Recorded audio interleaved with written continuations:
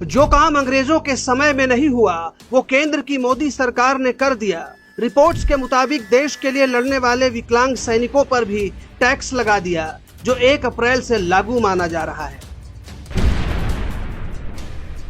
केंद्र की मोदी सरकार ने वो कर दिया है जो पिछले 104 साल से नहीं हुआ था। देश के लिए लड़ते हुए विकलांग होने वाले सैनिकों की पेंशन पर भी सरकार ने टैक्स लगा दिया है। भारत में इनकम टैक्स कानून की शुरुआत 1922 से मानी जाती है और तभी से सेना में लड़ते हुए विकलांग हुए सैनिकों को एक खास छूट दी गई थी। अगर कोई सैनिक ड्यूटी के दौरान घायल होता था तो उसे मिलने वाली विकलांगता पेंशन पूरी तरह टैक्स फ्री होती थी। इसमें कोई फर्क नहीं किया जाता था कि सैनिक तुरंत रिटायर हुआ या उसने चोट के बावजूद सेवा जारी रखी, लेकिन सरकार ने अब विकलांग सैनिकों में भी बंटवारा कर दिया है। दरअसल सेना में डिसेबिलिटी पेंशन 2 हिस्सों में होती है।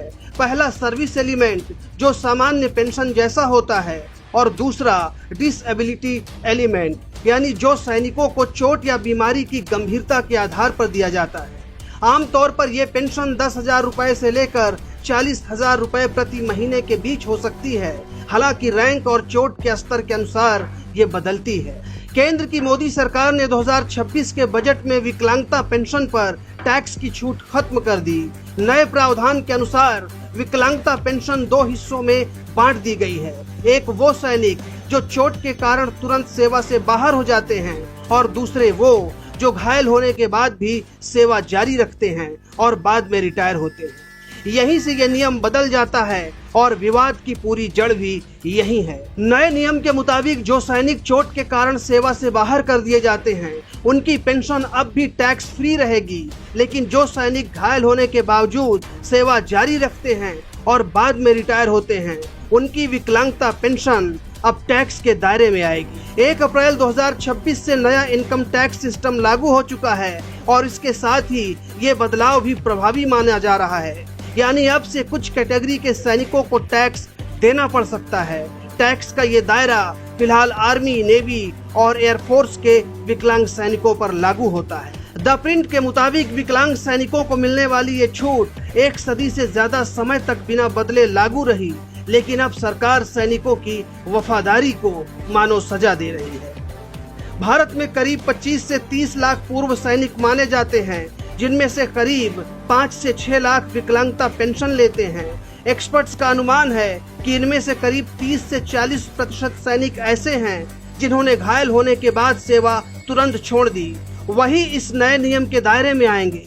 यानी ऐसे सैनिकों की संख्या लगभग 1.5 से 2.5 लाख तक बताई जा रही है। अब सवाल आता है कि सरकार को इससे कितना फायदा होगा। द प्रिंट के मुताबिक अगर प्रति सैनिक सालाना 60 से 80 हजार रुपए पेंशन माने तो कुल टैक्स कलेक्शन लगभग 500 से 8 करोड़ सालाना हो सकता है। हालांकि ये आंकड़ा अनुमान पर आधारित है, सरकार ने खुद कोई संख्या जारी नहीं की है। अगर इस रकम को देश के कुल बजट से तुलना करें तो भारत का वार्षिक बजट करीब 50 लाख करोड़ रुपए से ज्यादा का है। उसके मुकाबले 500 से 8 करोड़ रुपए बहुत छोटी रकम है। यानी आर्थिक रूप से ये बहुत बड़ा फैसला नहीं दिखता, लेकिन इसका असर भावनात्मक और सैनिकों के मनोबल पर ज्यादा पड़ता है। पूर्व सैनिकों का कहना है कि चोट दोनों तरह के सैनिकों को समान लगती है, फिर टैक्स में फर्क क्यों है? जो सैनिक घायल होने के बाद भी सेवा करते रहे उन्हें ही टैक्स के दायरे में लाना गलत है, जबकि सरकार का तर्क अलग है।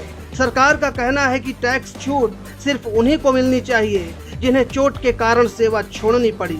जो लोग नौकरी जारी रखते हैं उन्हें सामान्य रिटायरमेंट के रूप में देखा जा सकता है। इसी आधार पर यह नया बदलाव किया गया है। फिलहाल ताज़ा स्थिति यही है कि 1 अप्रैल 2026 से विकलांगता पेंशन से जुड़ा नया टैक्स नियम लागू माना जा रहा है।